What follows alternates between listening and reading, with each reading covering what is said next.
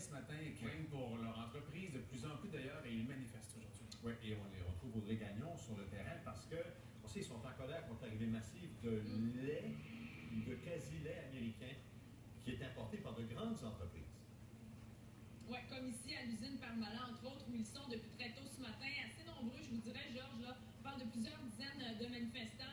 Il y en a à ce coin de Russie, il y en a d'autres un peu plus loin. Ils sont arrivés très tôt, certains même de la Beauce sont arrivés hier soir. Donc, ils ont fait la route. Ils ont dû se faire remplacer à leur ferme ce matin, justement, pour pouvoir être ici et faire valoir leur point, leur mécontentement.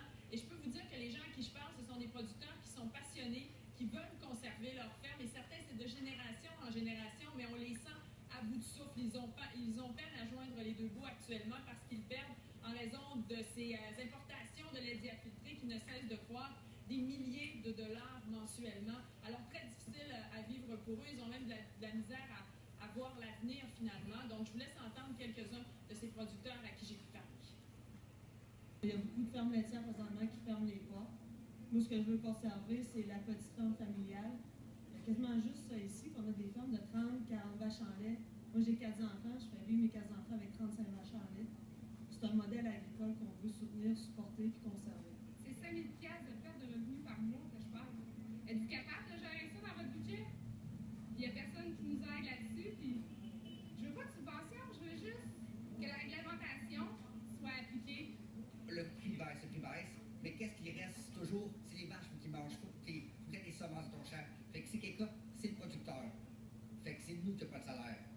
À un moment donné, ça serait plus payé pour être un dépanneur au salaire minimum.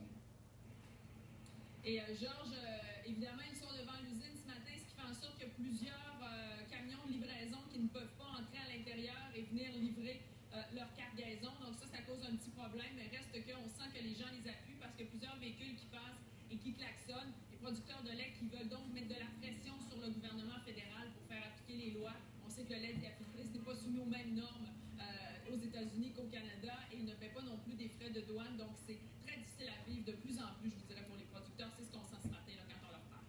Alors, juste pour mémoire, pour que les gens comprennent bien, c'est du lait qui passe la frontière en n'étant pas officiellement du lait, mais qui le redevient une fois rendu à l'usine. C'est le même produit. C'est le même jugé l'ingrédient aux douanes et jugé lait en usine pour être transformé. C'est ce qui fait que donc les producteurs laitiers ici vendent moins de lait pour la fabrication des produits comme le fromage et tout le reste. Et tu me l'as fait remarquer aussi, c'est des jeunes qu'on entend ce matin, des jeunes producteurs laitiers. Ils sont tous jeunes, et qui craignent pour leur entreprise. Plusieurs sont déjà forcés de vendre leur quota parce que c'est pas suffisamment rentable. C'est tellement cher, une ferme maintenant. On verra si le gouvernement va rajouter là-dedans. Certains même accusent le gouvernement de vouloir tranquillement déstabiliser l'industrie laitière au Québec.